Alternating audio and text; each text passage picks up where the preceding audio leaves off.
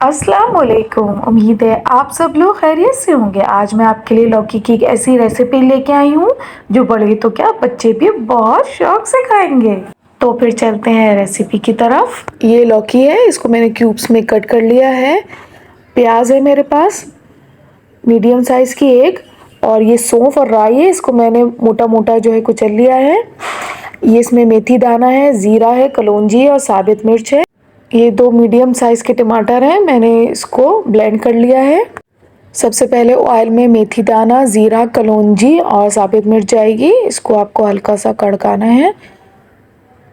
उसके बाद जी हम इसमें शामिल कर देंगे प्याज, और ये साथ ही इसमें चली जाएगी सौंफ और राई, जिसको मैंने मोटा मोटा कुचल लिया था।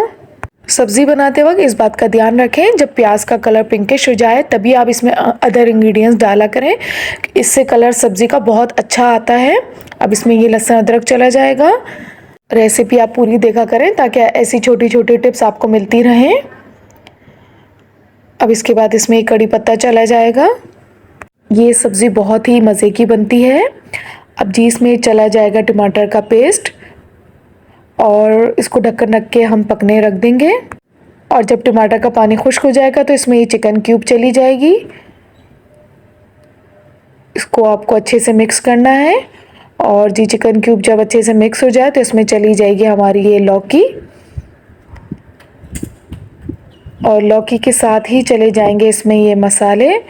पिसा धनिया है, नमक है, और पिसी लाल मिर्च है, और हल्दी है।